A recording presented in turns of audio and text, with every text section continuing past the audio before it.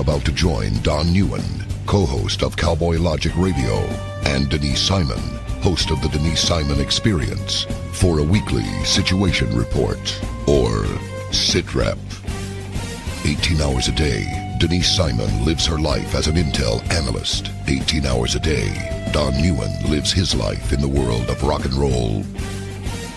1 hour each day, Neuen receives a daily SITREP from Simon.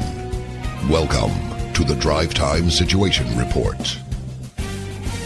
Fasten your seatbelt. You're now in Don Neuen's car, and he is calling in for his SITREP.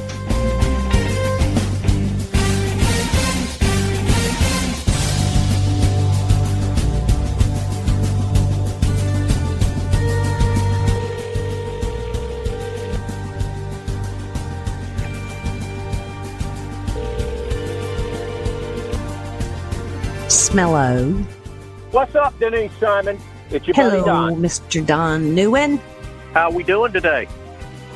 Well, this little girl's a little on the exhausted side. I tell you what, anything that goes on inside Washington, D.C. takes me to places I never thought I'd go. Yeah, quite frankly, probably none of us really want to go there.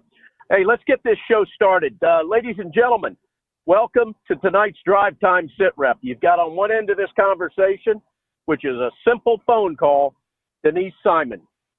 She's down in her bunker down in Central Florida, and my name is Don Neuen. I'm in my car driving home after a long day at work.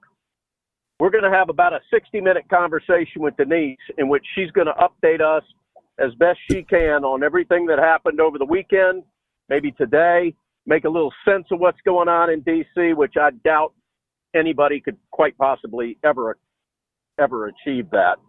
But we're going to try. You're listening to the Drive Time SITREP. Denise Simon is going to timestamp it so everybody knows when this conversation takes place. Well, it's 8:34 p.m. on the 30th day of September in the year of our Lord 2019. I cannot believe it is October already, essentially. Hey, you know what's kind of funny? Up there where Major General Paul Vallely lives and where Yeah. our buddy Jerry Mullen lives, they got snow. Like 4 feet. Snow in September. 4 I'm sorry. feet. I had. How close to Vallely was the snow? Do you know? I have no idea, but 4 feet. That's too damn funny. All right, Nisi. I don't know where you want to go. You told me before we started recording that you read like 100,000 pages. No, words, not pages, words. Words. Okay, words. Well, let me start off by saying this. Something has been bugging me for quite some time when it comes to the Democrats in the House and in the Senate. And within the last week, it has given me more concern, more agita.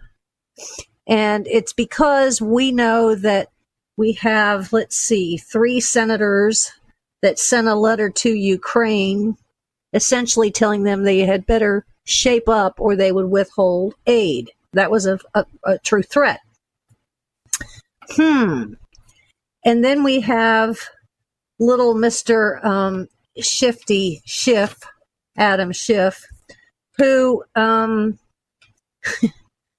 got involved in a prank phone call with a couple of Russians, and they were talking about the compromise that they had on Trump, which turned out to be a hoax, but Schiff didn't know it at the time. So he was seeking foreign help. And then we have Schiff that, read the Inspector General's report and decided that he was going to paraphrase the whole thing into comedy and put that in the congressional record. And then we find out that the Atlantic Council, which is a very left-wing foreign policy think tank, if you can call it that, invited several people to go on a trip to Ukraine in August And one of the people that were invited happened to be a staffer out of Adam Schiff's office. I have the document where the trip was requested, Schiff approved it, and then there's a post-trip summary, and I have that too.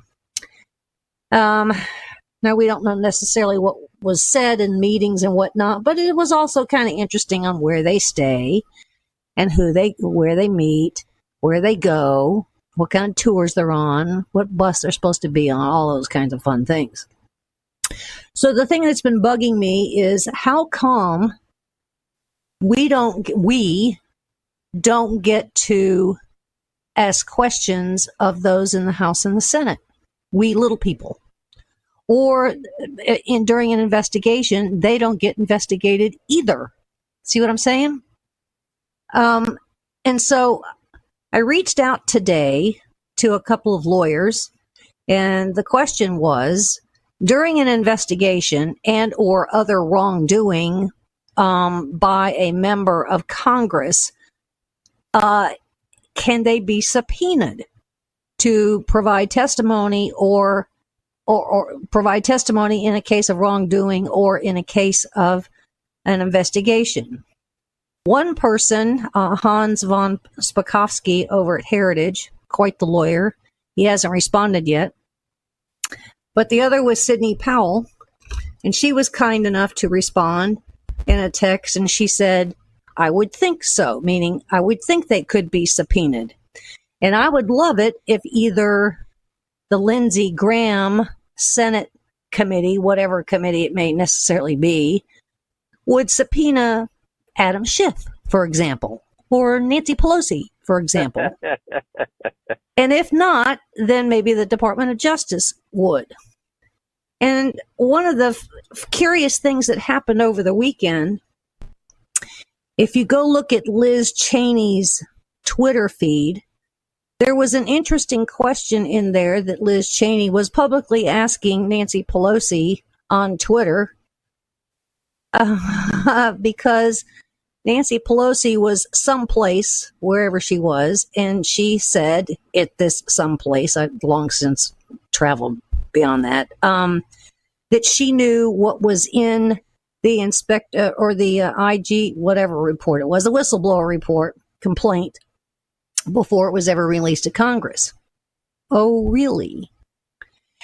And she had also apparently said that in a phone call that Trump had called Pelosi, and she said it to him. Then there's some chatter that this whistleblower obviously had to have some help in writing this whistleblower report because of the way it's written, the text that was used, the words that were applied. And a lot of people are pointing back to Adam Schiff on that one too. So I want very badly somebody to subpoena this cat or Pelosi or both. And so I'm a little frustrated on that one. So I start off with that. And the reason I start off with that is because all things Biden and Ukraine. Now, it's very important to understand that formally this Viktor Shokin, who was the prosecutor in Ukraine, really wasn't investigating Joe Biden. He was really investigating Burisma. And fascinatingly enough, in 2016, here comes Joe Biden. And it says here, who represented the United States in its relations with Ukraine, together with Poroshenko and others in Ukraine, such as the Minister of Internal Affairs, took steps to say to me who he could not investigate and or / prosecute. So one of them was Burisma, and we clearly know what Biden had to say about Burisma. If you continue down this path, then you're not going to get the foreign aid that we have earmarked for you. And so this cat gets fired. But Don, there were many other people / companies on that list. Can't get the list. I've been working real hard for about 3 days to see if anybody out there has this list. Don't have it yet. But one of the other people that I do know that they were to not investigate and not to allow back into the country, his home country, is a fellow by the name of Dmitry Firtash. Now, who is Dmitry Firtash? He's been on my radar for quite some time. I've got all kinds of notes about him in my spiral notebook. But it was why was Dmitry Firtash so important to Joe Biden and to Barack Obama? Well, it turns out that in 2016, and even earlier, Firtash and Paul Manafort were business partners. They had several business relationships. And at one point, they were going to raise money, I think about $540 million. I may have that number wrong, doesn't matter. But they were literally going to buy the Drake Hotel in New York. Interestingly enough, I used to stay there from time to time when I traveled to New York.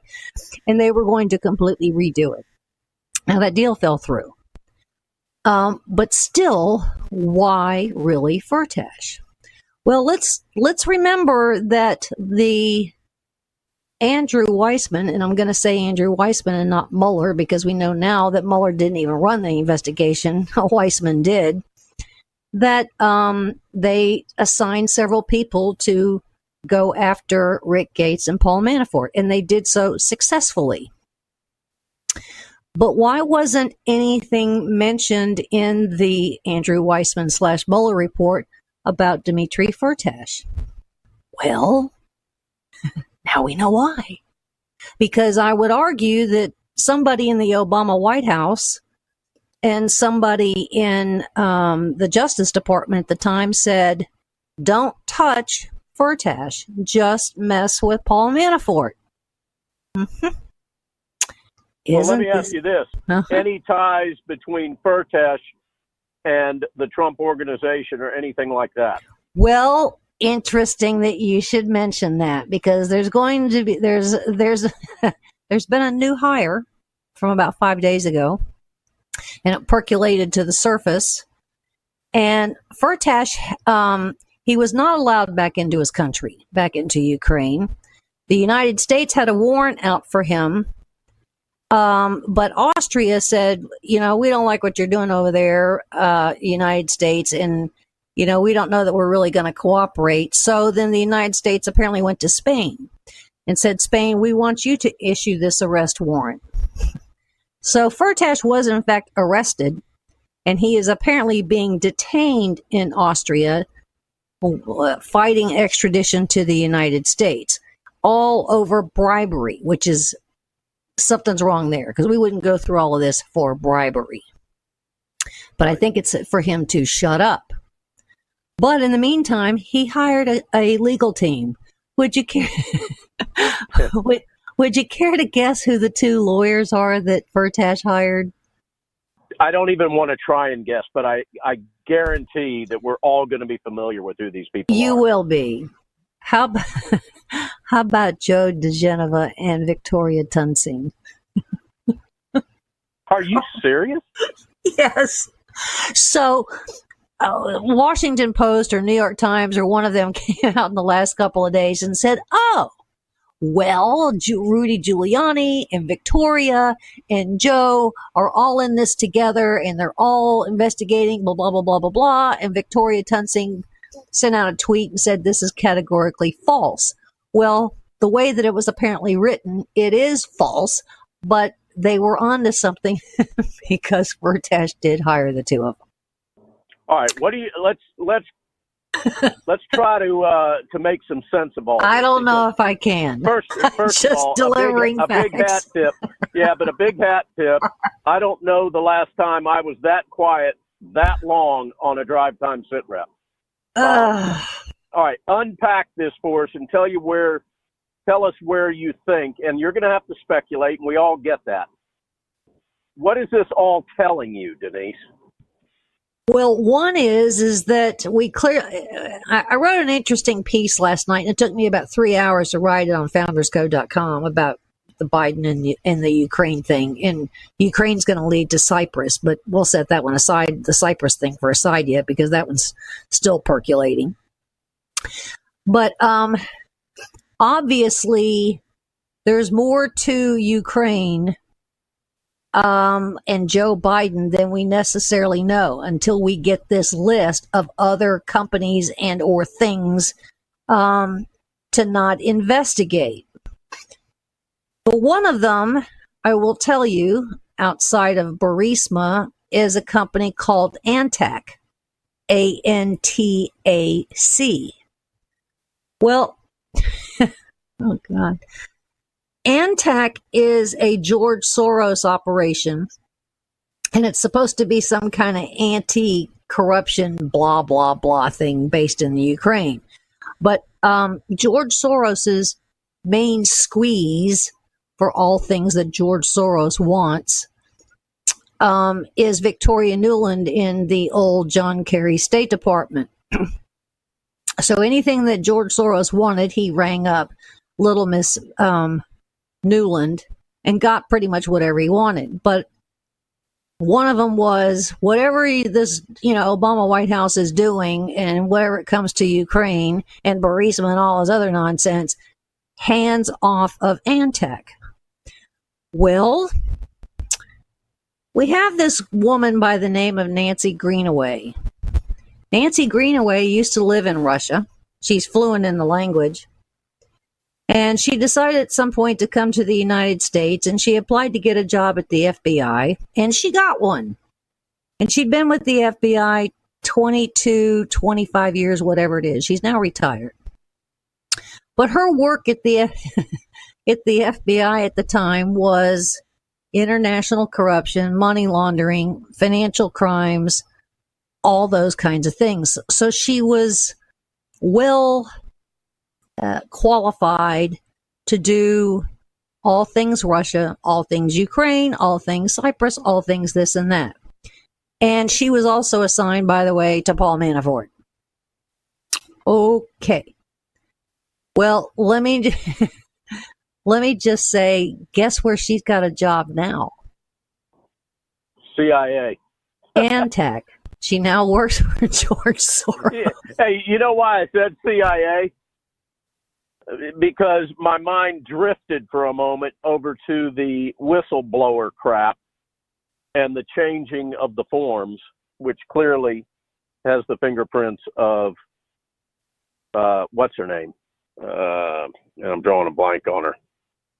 The director for the CIA. Gina Haspel. Yeah. And I'd love for you to go there in the second half of that's show, actually not CIA. That's DNI.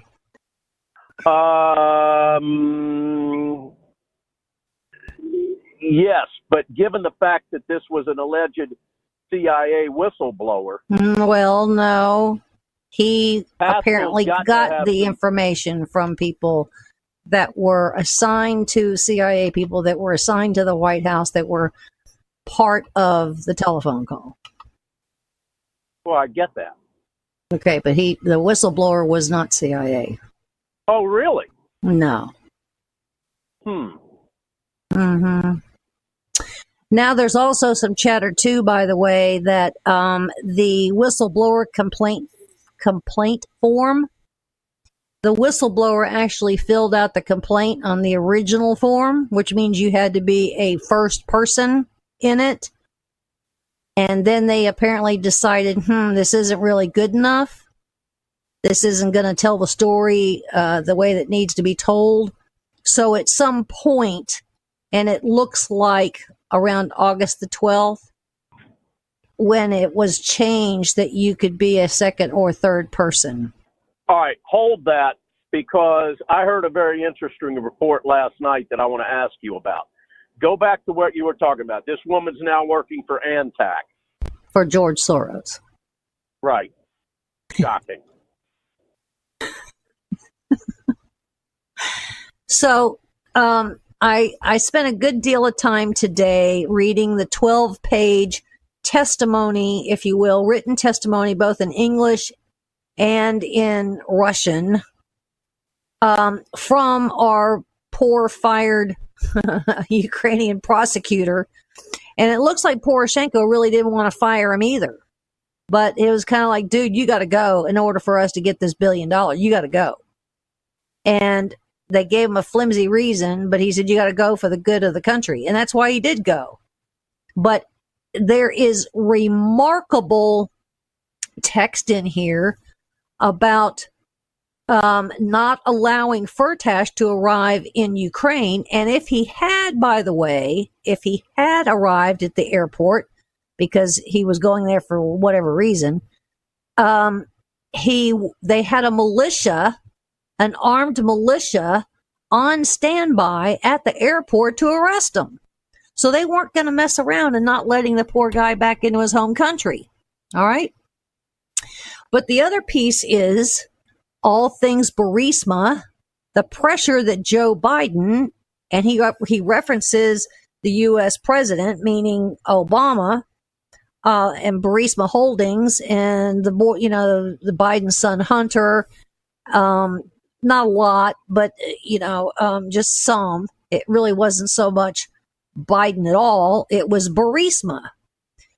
And the fact that the United States was holding on to this $1 billion promise. So Poroshenko asked him to resign, which he did after his dismissal. Joe Biden made a public statement, even bragging that he had fired me. This is when it became clear that the reason for my dismissal was my actions regarding Burisma and Biden's personal interest in that company, which was demonstrated by the following. 1, it was Biden's order and wish that I be removed from office, not Poroshenko's. 2, the reason was because it was precisely the state officials from the United States administration of President Obama and Joe Biden in particular who were telling the heads of the Ukraine law enforcement system how to investigate, whom to investigate, including members of the Yanukovych regime team. He said, I was not complying with their will in respect to all things Yanukovych, so I had to be removed from office. It was not Poroshenko being patriotic. It was Poroshenko submitting to the demands of state officials from the U.S. administration of President Obama for reasons of political, economy, and personal interest of Vice President Biden, amongst others. So, all right, when did he give that testimony? Yes, this testimony was given. Oh gosh, they do their dates kind of weird over there. So let me go down to the bottom and see if there's a different place where there's actually a date in it.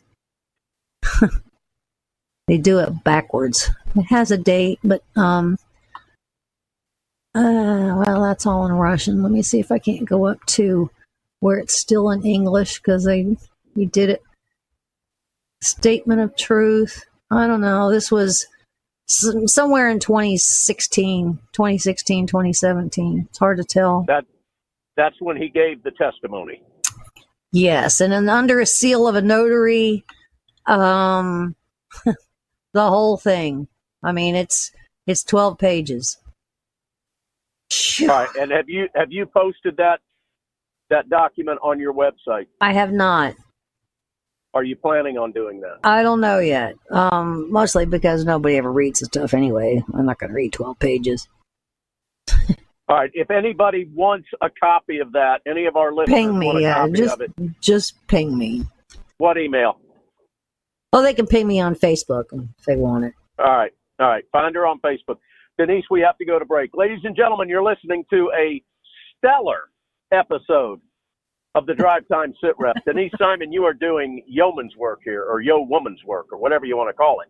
But you're doing, this is awesome. I can sit back, drive, and just listen. I got to worry about unmuting the mute button to comment.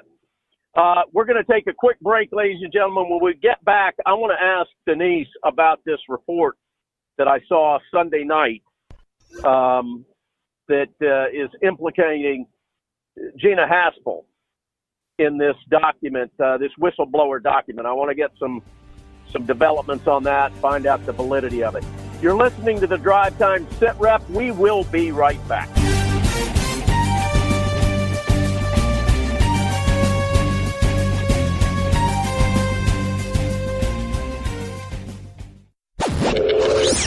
Check us out on the web at cowboylogic.us.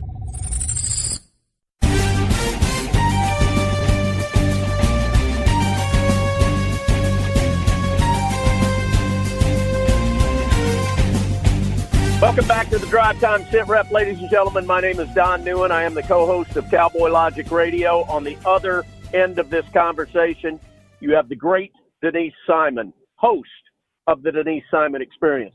We hope that you not only catch the Drive Time Sit Rep, but that you'll also catch both of our shows. We're on Tuesday nights, 9 p.m., some places, 10 p.m., other places. Denise and her show Thursday nights, 9 p.m. Eastern on some stations and 10 p.m. Eastern on others, and then we're replayed throughout the week. You can also find us at our archive site where you can listen to all of these shows. Go to cowboylogic.us, click on archives, and it'll take you right to the site. I also encourage you, I actually implore that you will go to Denise's fine website where you can find all of her work. And that's founderscode.com. Founderscode.com. All right, Denise. So here's the deal, and I'm going to try to. All right, let me give you the date. He actually resigned April of 2016. Okay. Thank you. All right. So last night on One America News, there was a White House correspondent that did a 3-minute report that discussed the changing and the altering of the whistleblower form that is used, in which it removed a great deal of information a great deal of important information, like firsthand information, firsthand accounting.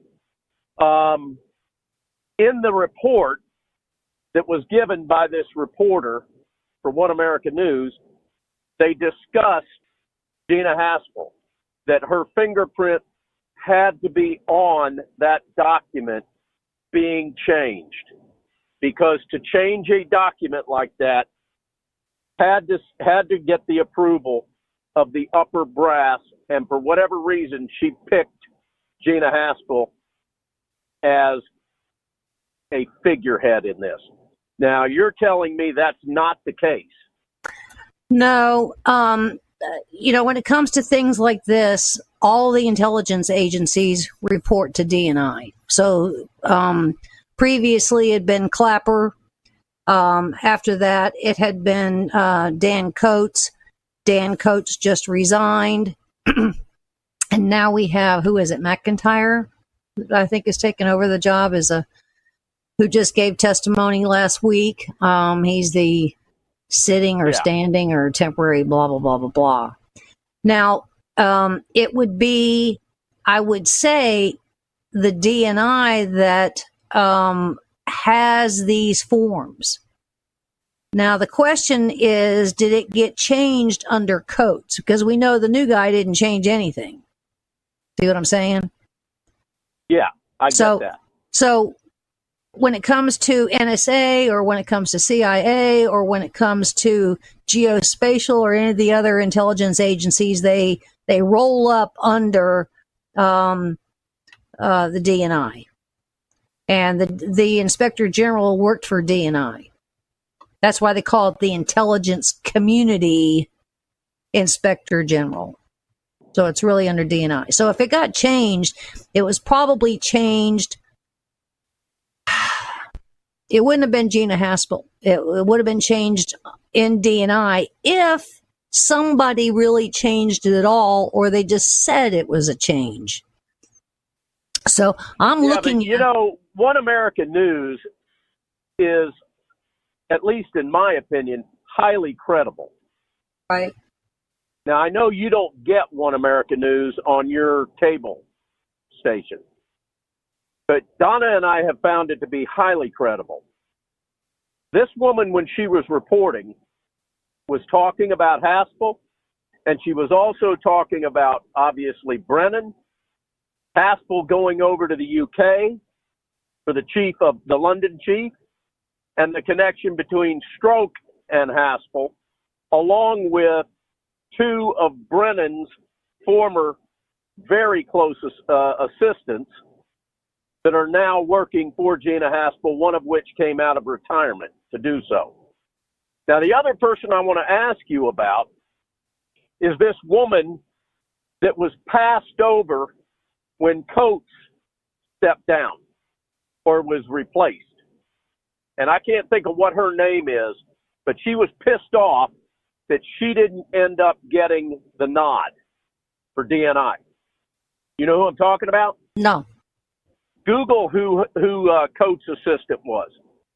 Dan Coates' assistant. Now, so we don't have a bunch of dead air here. Dan Coates' assistant. Madeline Westerhout? Yeah, man, I'm drawing a blank, and I can't remember.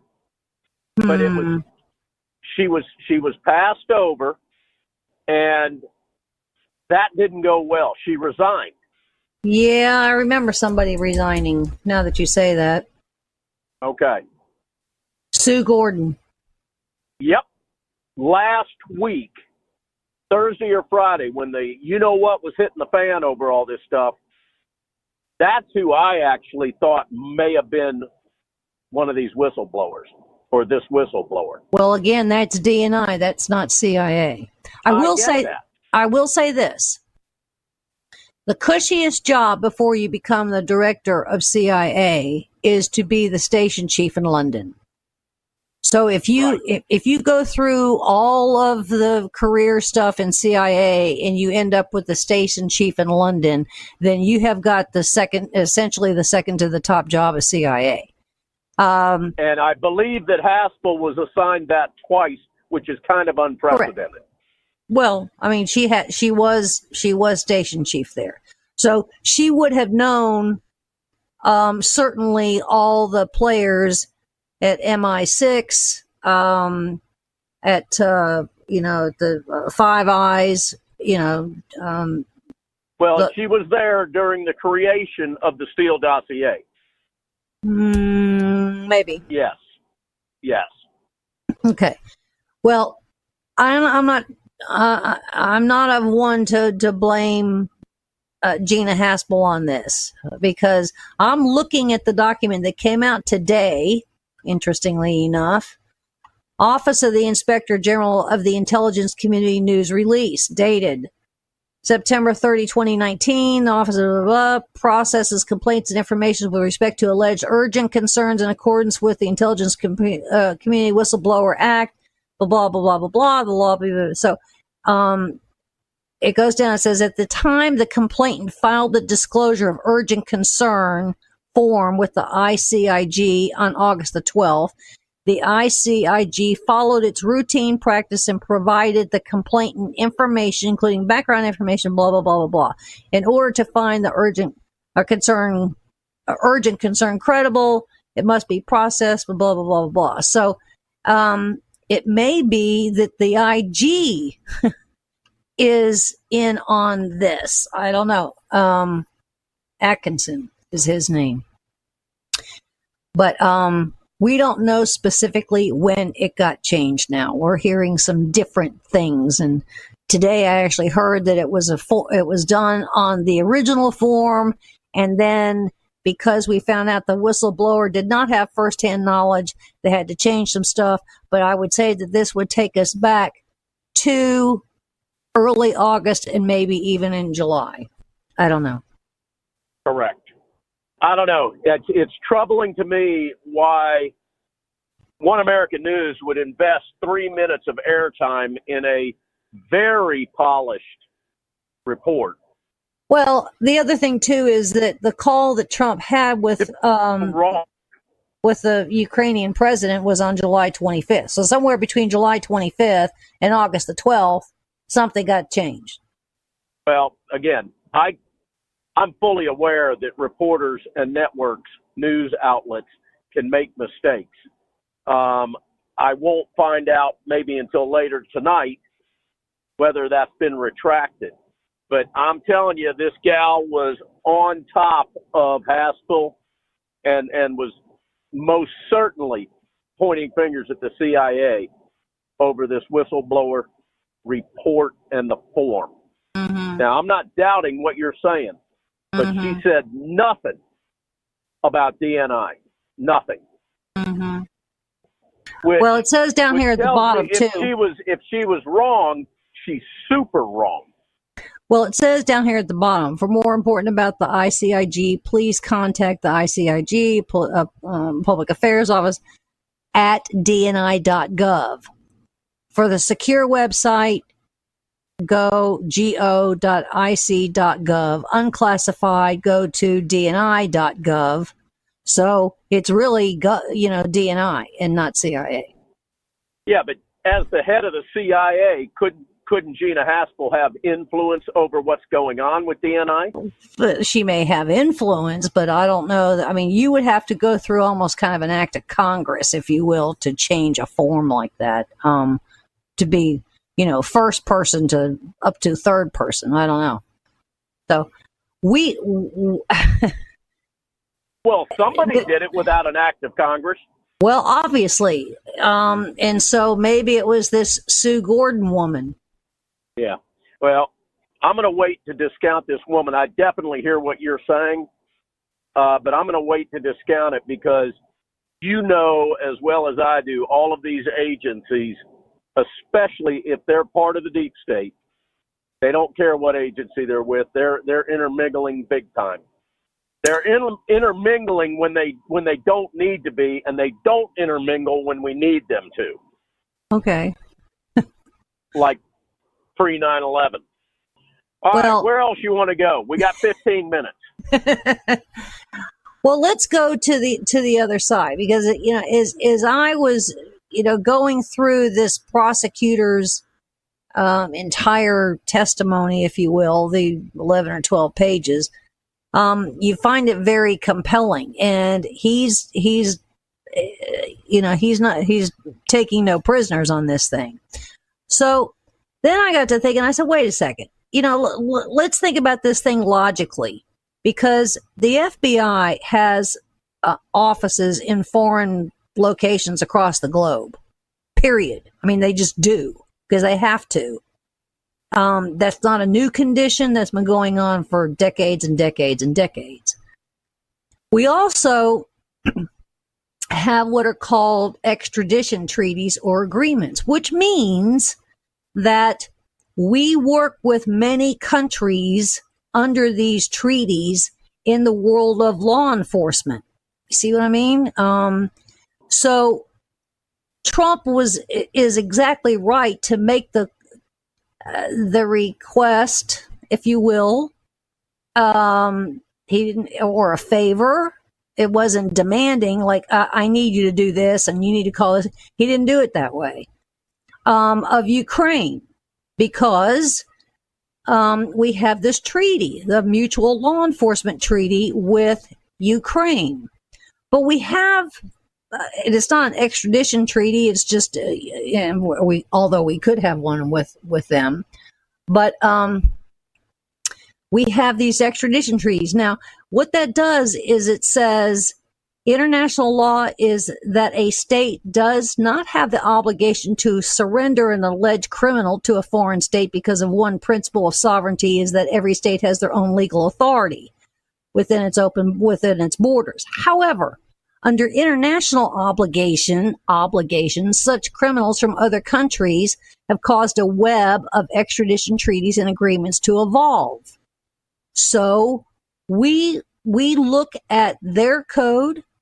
In other words, if Spain isn't going to send us somebody, we're going to say to Spain, well, if you're not going to send them here, because this is what this person did here, will you do certain things to penalize them and then in your country? So extradition is done on a mutual agreement, whether there's a treaty in place, and most places there are, or there isn't. You don't necessarily have to have one. Now, the United States does not have an extradition treaty with China, Russia, United Arab Emirates, North Korea, or Bahrain. Several other countries are in there too. But we have many that are in place. Sometimes it's not a formal treaty. It may be just a handshake. If, in fact, we really have to have somebody, but they won't do it through the agreements, then we call it rendition. And we all know about rendition because we were under, right after 9/11, George Bush said, hey, you go get these people, go put them in some, whatever these black sites are, We had many of them that were actually identified by color in crazy places across the globe. And so we rendered these people before we decided to either, one, cut them loose, or two, send them back to their home country to be prosecuted, or we brought them to Guantanamo. So what Trump did in the phone call with Ukraine was absolutely legitimate. So Nancy Pelosi and Nadler and, the rest of that crowd, they're going to have a tough time. And so Trump just needs to be patient. He needs to just not be so pissy with his, Twitter feed and his fingers, and just let this thing rest, because they're not going to get anywhere with it. Anywhere. Well, now I will also say, hold on a second. Let me make a comment about Trump. When you think about it, Denise, this is the one man who is despised the most within the Beltway, within the federal government, within the bureaucracy of the government, with all the intelligence agencies. He is the most hated, despised human being on the planet. And at the same time, he's one of the most loved by American citizens, especially those that elected him, and many who did not vote for him that are now flipping and will be supporting him in 2020. But can you imagine, last week, the big one of the big things that the Democrats was talking about is the fact that he'd moved this conversation onto a different server in the White House. Well, you know what? I'd probably move everything onto a more secure server in the White House than where it is right now, because you can't trust he can't trust anybody. Anybody. Can you imagine working under those circumstances? Let me also tell you that Susan Rice admitted that they had those conversations on a separate server too. Exactly. The Democrats have nothing. So, well, that's the whole point. So Trump needs to just let it rest and he needs to hold his cards to his vest on this one and not let it out of the bag that he's really in the right for all kinds of reasons, most of which is the treaty that was signed and ratified by our Senate, from Bill Clinton. He did it in 1999 and it was ratified in 2000. The mutual, law enforcement or mutual whatever it was with Ukraine. But we also have all these other treaties that show full cooperation. And if we don't have a treaty, then often it's just assumed it's kind of a gentleman's thing and a handshake. Yeah, I'll help you out. Now, some countries will absolutely help us out and we will help them out. But in many cases, they won't help us out because we have a death penalty in the United States. And so that's why Mexico doesn't necessarily want to help us out, but they do very often. But if the case goes to possible death penalty, then they won't extradite. That's why. No, they just leave it up to the military and the police and the government. Right, but that's why El Chapo. That's why El Chapo Guzman. I know. Okay, and so Trump needs to just hold this and just kind of sit back with his legs crossed and his arms folded and go, okay, ladies and gentlemen, just wave them off like they're like flies. Don't bother me. I got other things I need to do.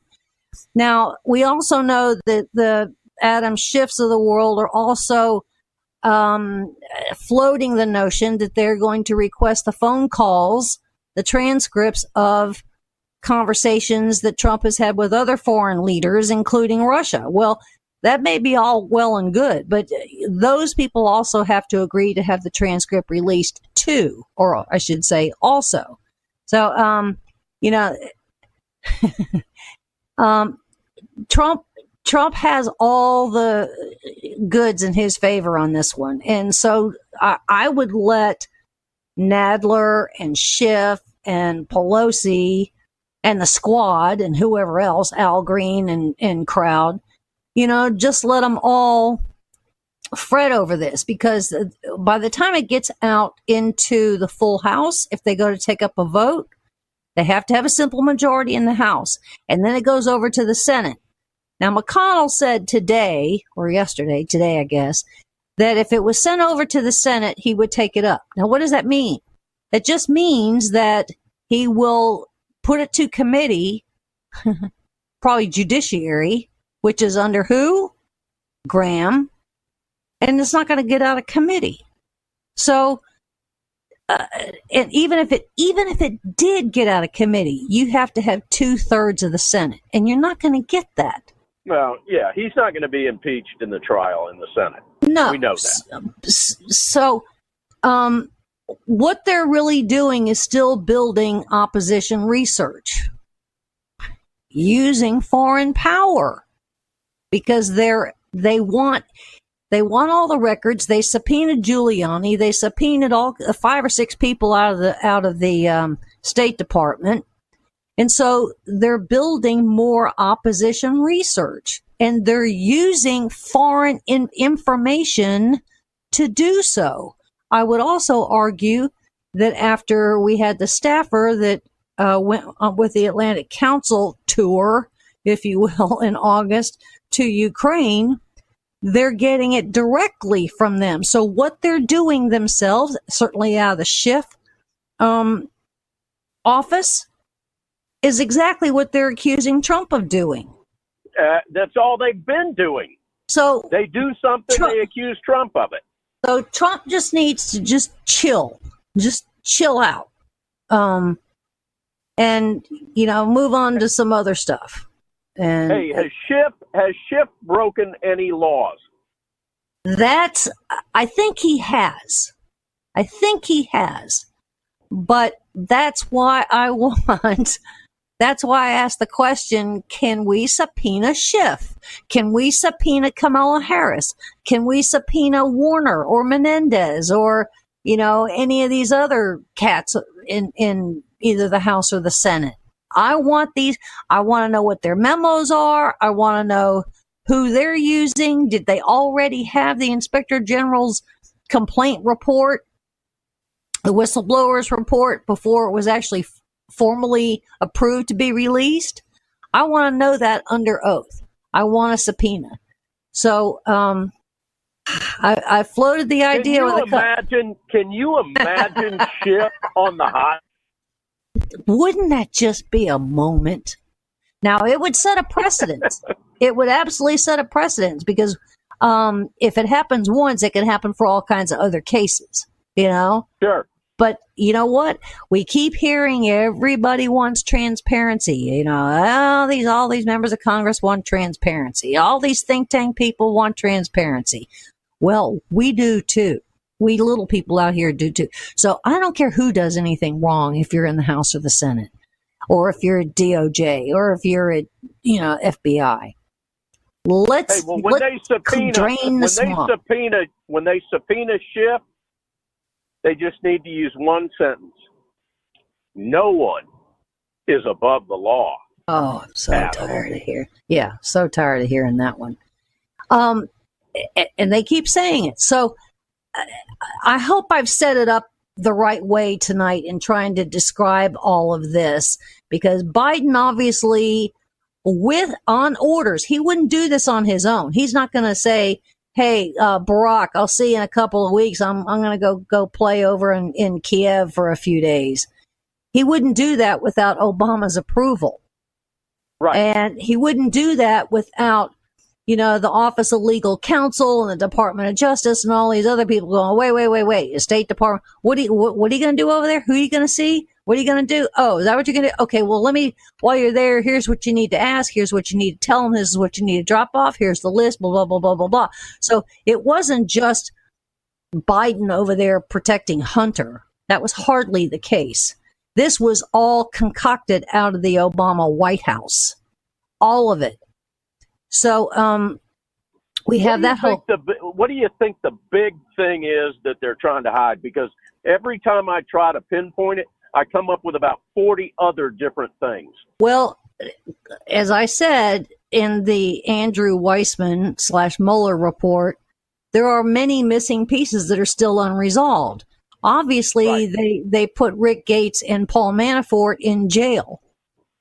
But how is it that Dmitry Firtash never came up? Why, if we had this arrest warrant, why isn't he in jail?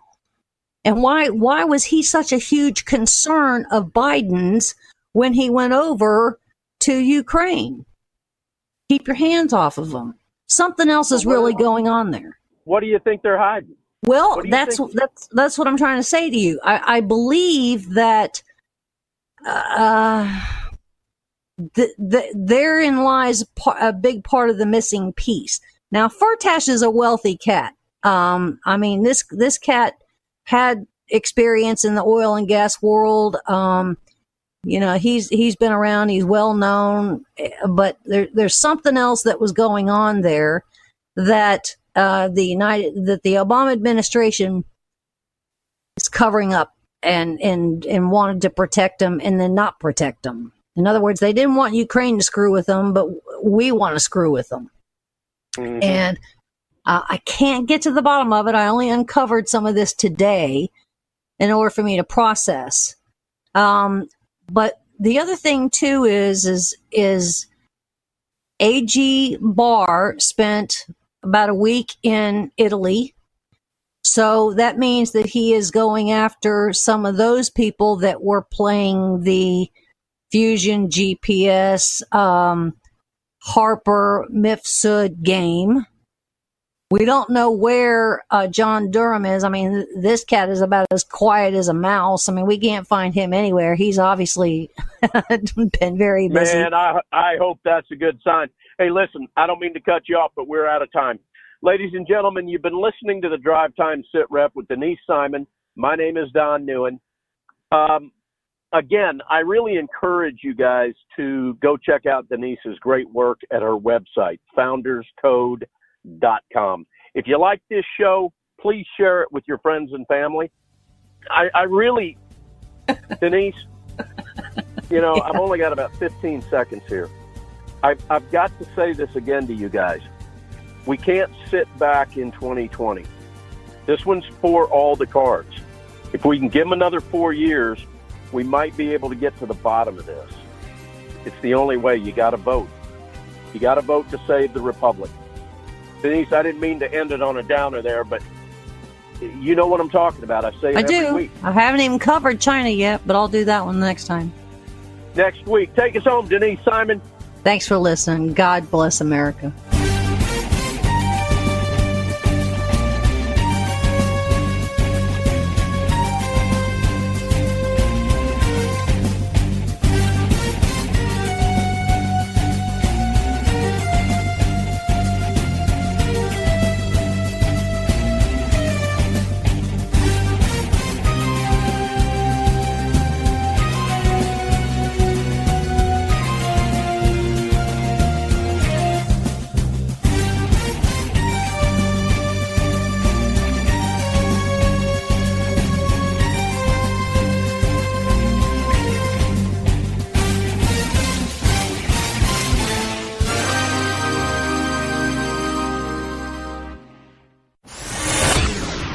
Check us out on the web at cowboylogic.us.